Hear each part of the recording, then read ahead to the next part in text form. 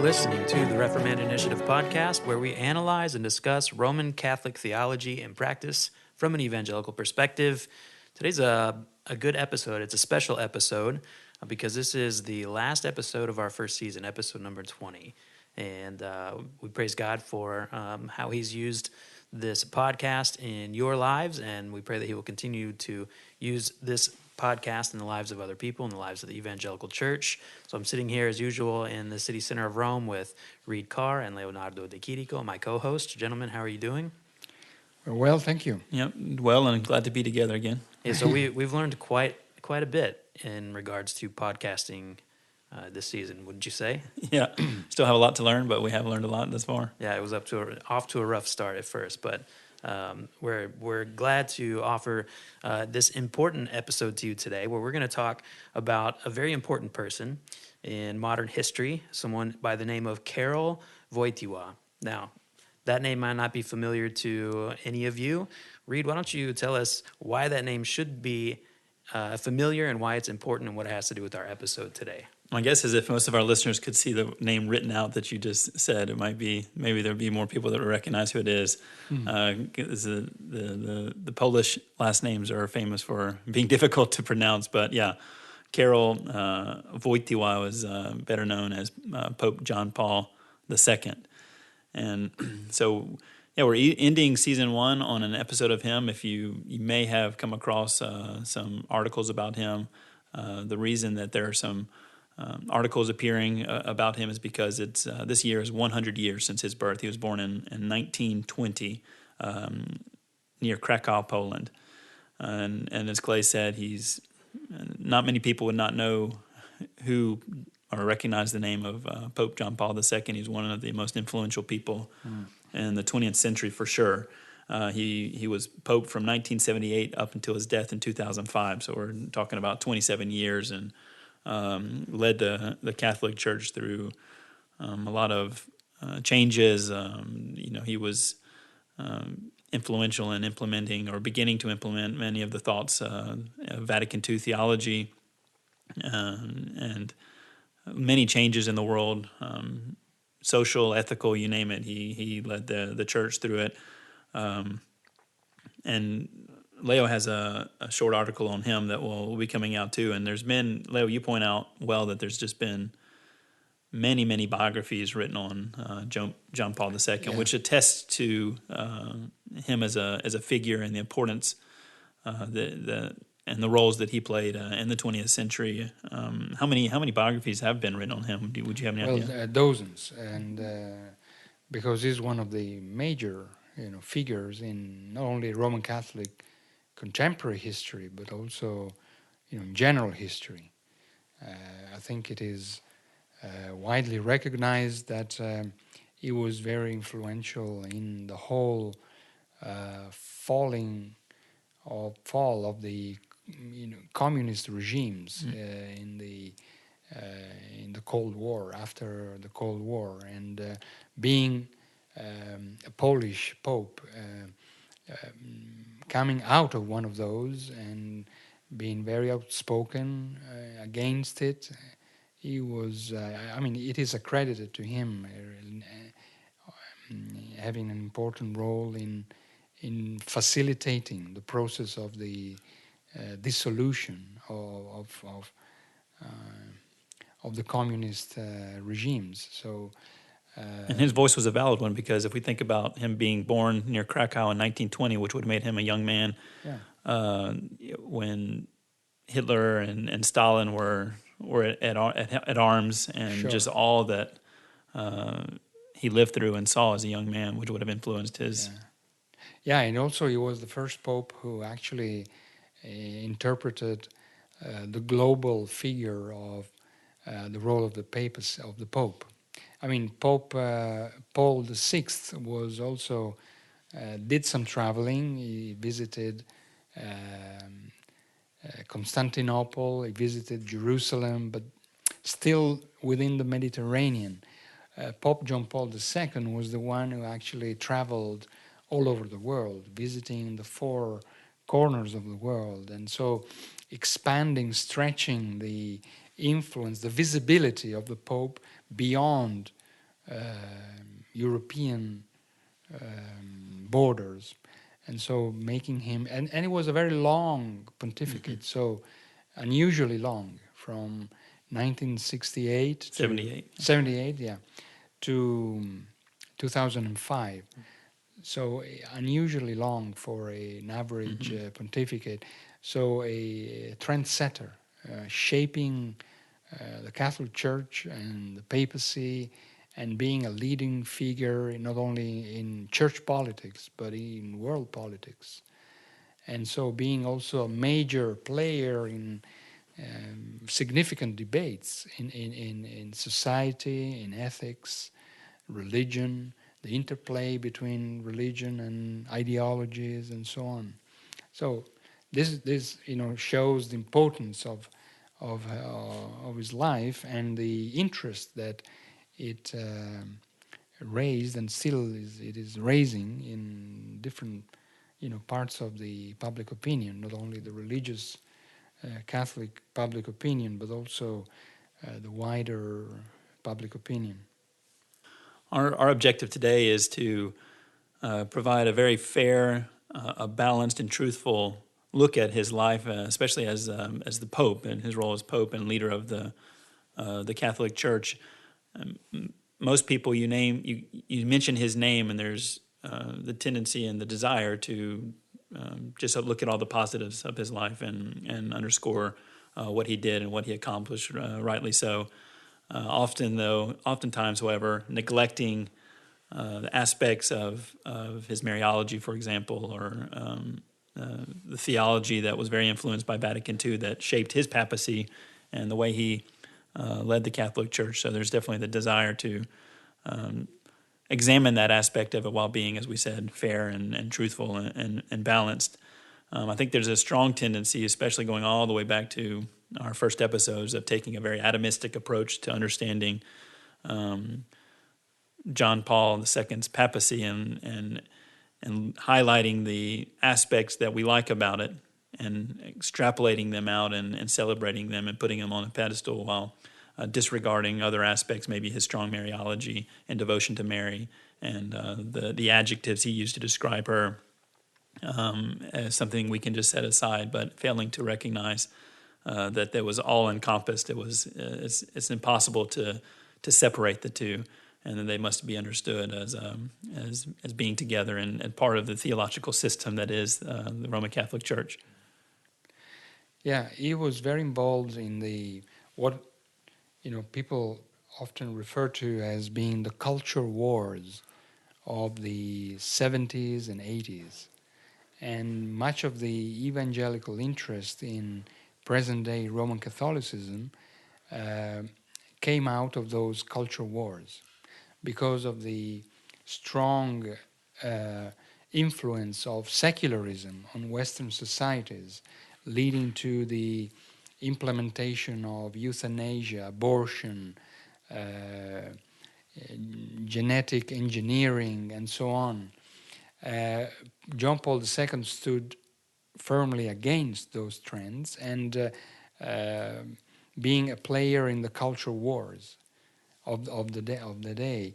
And evangelicals began to be aware of those issues and understood John Paul as an ally, as a friend, as a champion of those culture wars, and maybe not seeing what he was also standing for on other aspects of theology, ethics, and society. And so the positive picture that John Paul II has in the evangelical public opinion stems out of this culture war context. It was the context that was the milieu, the milieu of evangelicals and Catholics together. The initiative started by Chuck Colson and Neuhaus back in the 90s, calling evangelicals and Catholics to stand together to fight these cultural wars. So he's very popular because he was approached as a champion of the culture of life, against abortion, against euthanasia, against the relativistic trends in secular Western societies. And but in order to be fair to him, since he lived a long life and very productive, very fruitful in many respects, we have to be aware of as much as we can of the full picture, not only concentrating on one single, although important as it is, but it is only one aspect of his legacy. What are some of the aspects, like you highlighted the culture wars that he fought alongside oftentimes evangelicals. What would be some of the aspects that were not seen as much that we need to be aware of as evangelicals? Yeah, first of all, think about the motto that he chose for himself. You know that popes, once elected, they have to choose, well, actually, bishops, once nominated, they have to choose a motto, a single phrase capturing what they want to, what they think of themselves. How to define the papacy. Yeah, how to define the role or the office. And Pope John Paul II chose the title or the motto Totus Tuus, which is a Latin phrase, totally yours, meaning totally yours, totally dedicated to you.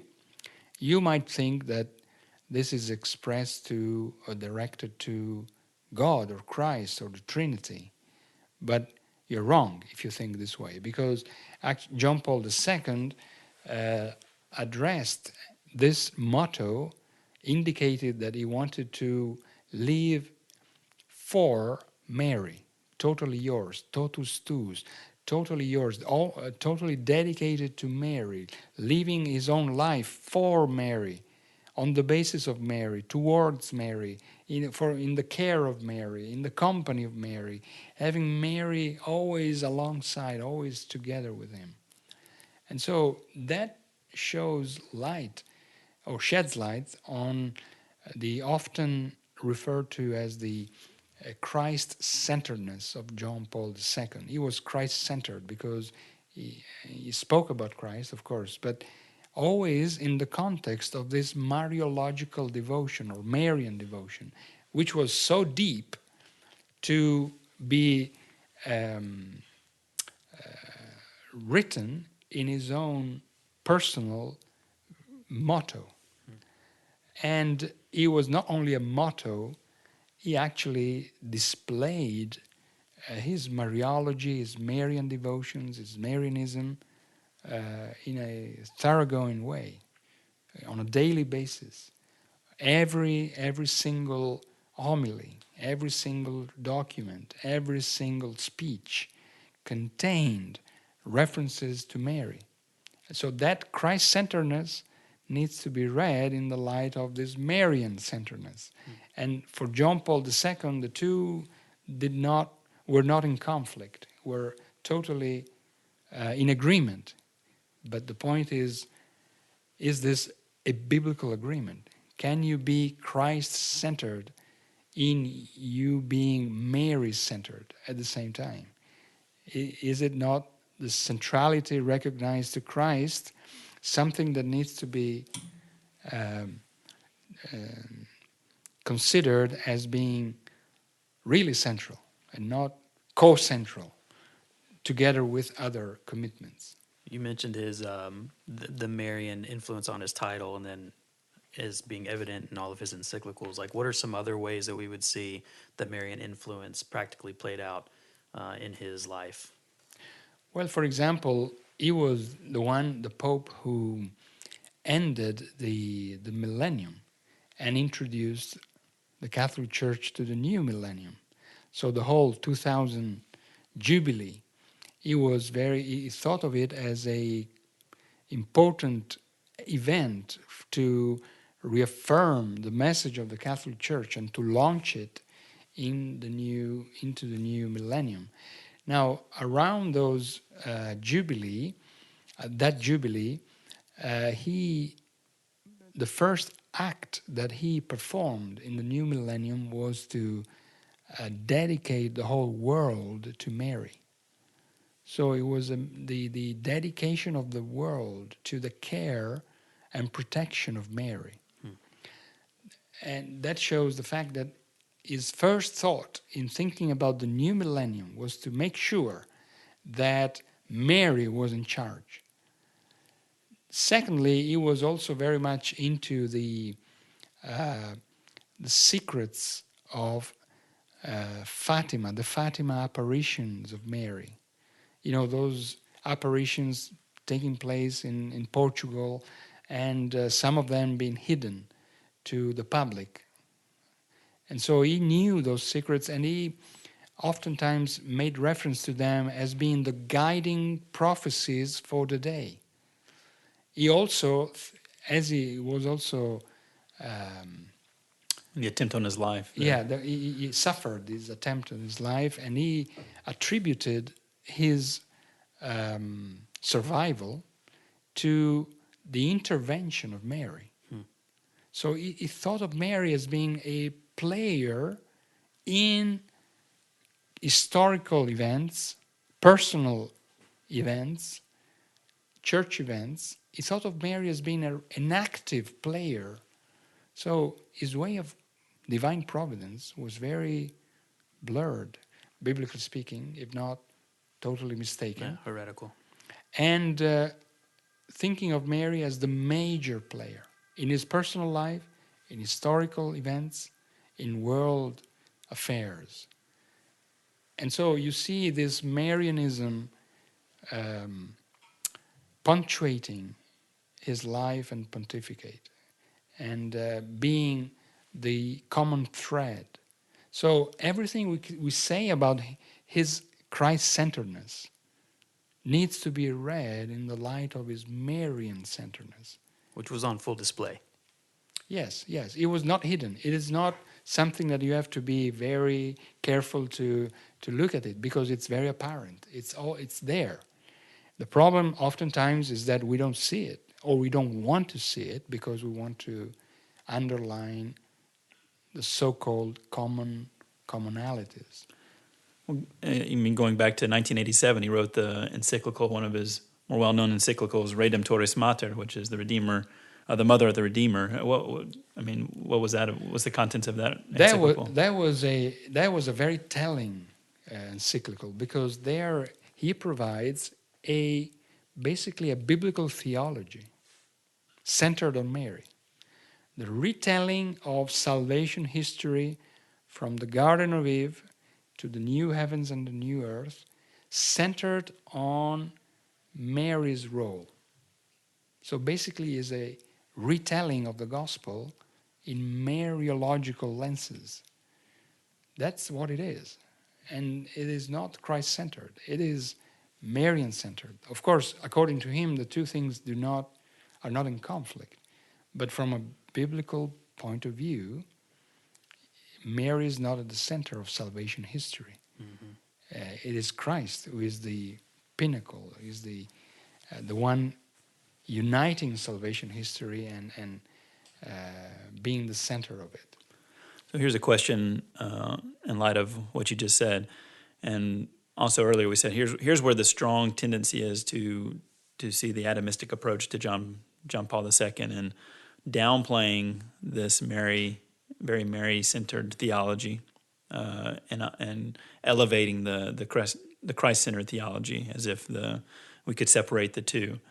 And usually there's attempts to do that. So how do we take an honest approach at that? And what's the danger of one not separating the two, and the necessity for understanding those together without, if we think back to our interview with Dr. Michael Reeves that we had a few weeks ago, we were talking about justification and the JDDJ document, and there's always this reality that the criticism that why do you always just focus on the negatives? What's the point? Why can't we celebrate what we have in common? And that would be certainly a common, perhaps, reaction to this type of discussion of why don't we just celebrate the good of it, and there's things we disagree on. What's the danger of that, and why is it necessary to take a more systemic view of John Paul's theology. Yeah. The second. I think that if you approach everything selectively, you end up in projecting what you want to see in the things that you want to discuss or analyze. It's not the subject itself that defines himself, but is what you want to see in it. And if you have a selective approach, you end up in having a very narrow, limited understanding. So what we are saying is not doing some conspiracy theory, saying, oh, it's hidden here and there, only those who have the right codes can understand this. Pope John Paul II was very adamant very clear about his Marian devotions, and he put it everywhere. So it is our task to read it and to take into account and to try to make sense of the connections that he makes between Christ and Mary, for instance. And as we see the references to Christ, we have to be aware that there is another side that the Pope wanted us to see. He's not hiding. He's not saying, these are secret things. They are there. And if you don't do that, we have a misrepresentation.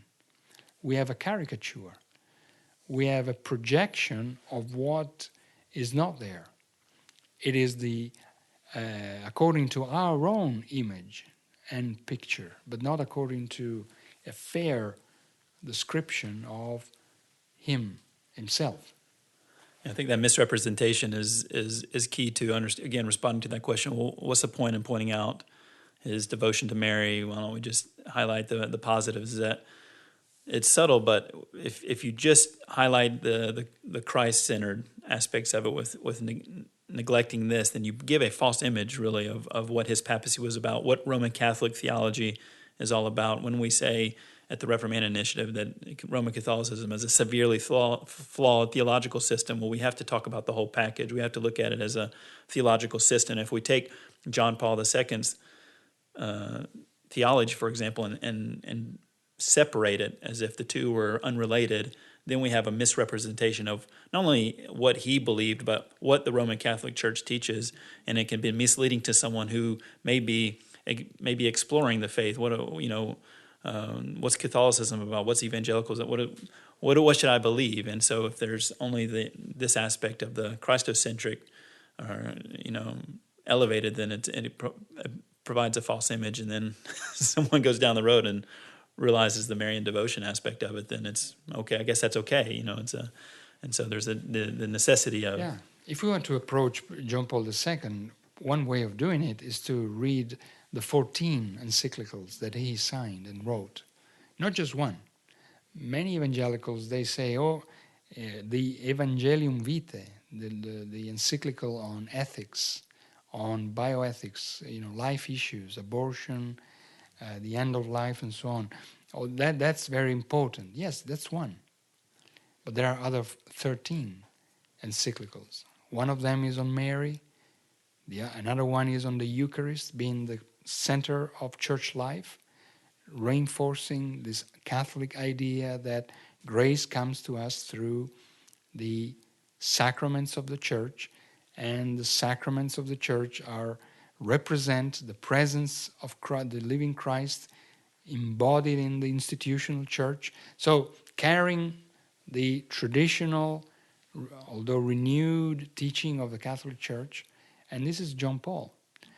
Faith and Reason, another encyclical, stressing the Thomistic approach to the topic of the relationship between faith and reason, claiming that reason has some autonomy, degrees of independence from faith, and faith only adds something more on what reason can achieve in and of itself. So another aspect of his teaching, and the encyclical on unity, ecumenism, Ut Unum Sint, 1995,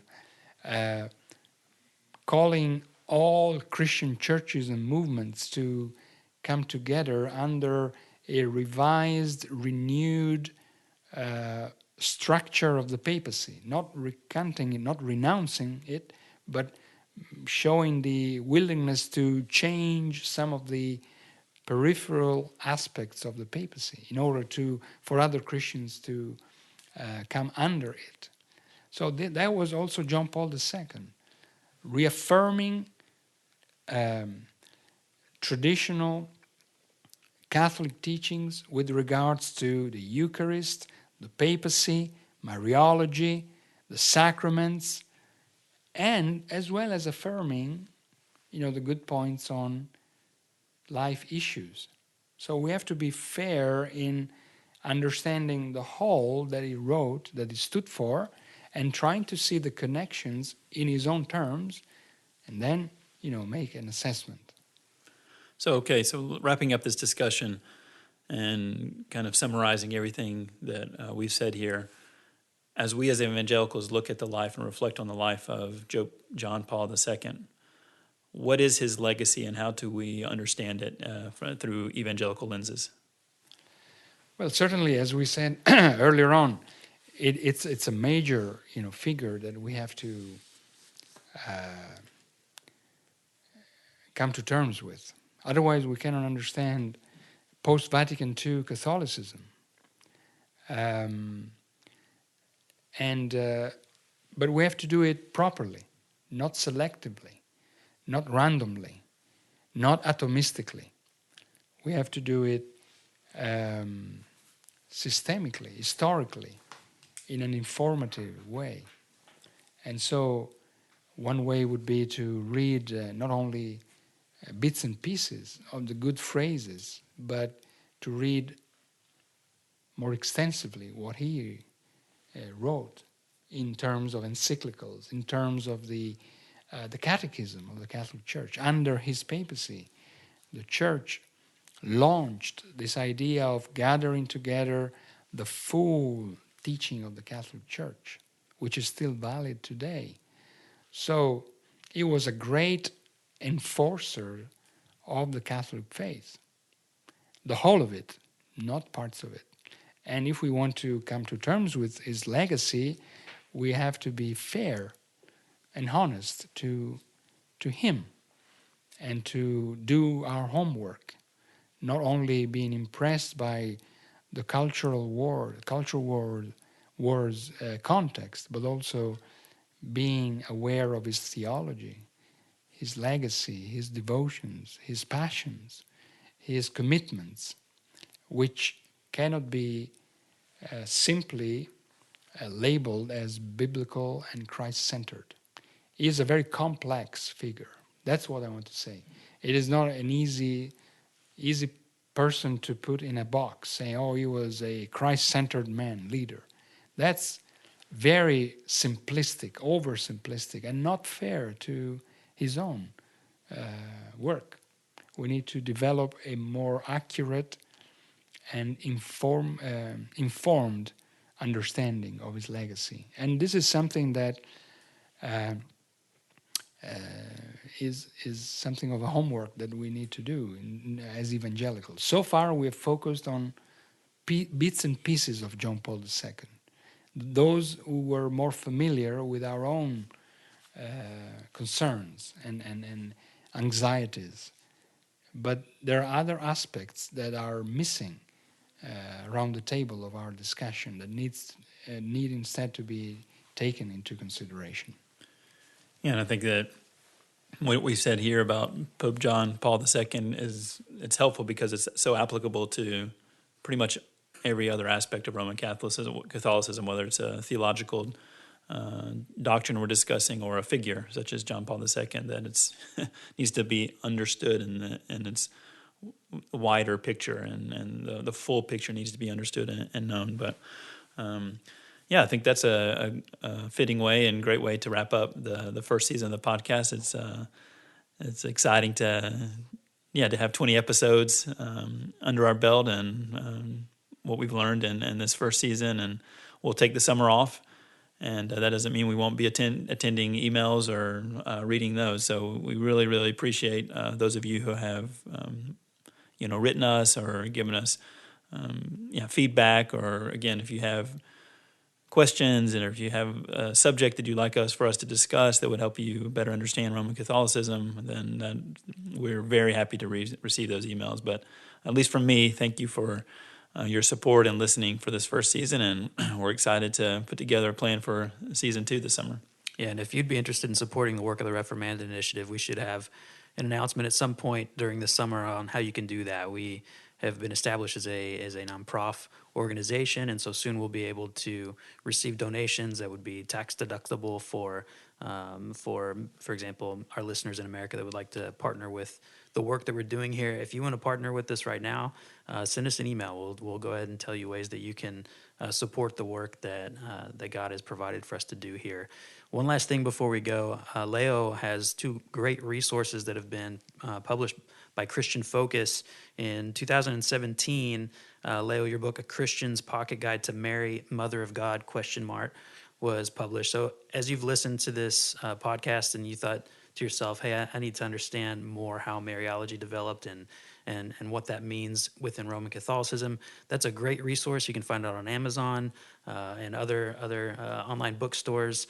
Leo, in that book, do you talk about the Mariology of the popes, or is that in your other book, A Christian's Pocket Guide? No, I talk in this book, in this Mary book, I talk about the Mariology of John Paul II, of Pope Benedict, and Pope Francis. Okay, so yeah, if you want a resource to help you on your journey to try to understand how Mariology shaped and influenced Pope John Paul II, that's a great resource for you to use. Put a link to that book in our episode notes. And then Leo has the book coming out, Same Words, Different Meanings. It was supposed to be published in June, but unfortunately the coronavirus pandemic has pushed back the publication date of that book. We're not sure yet, unless you have an update, Leo, when it'll come out. So we'll keep you updated on that, but excited for that resource to come out eventually too. Yeah. So tell your friends about the podcast. We're praying for you as you wrestle with Roman Catholic theology and practice from an evangelical perspective, and we're praying that it would be a useful tool for you as you engage your Roman Catholic friends and family members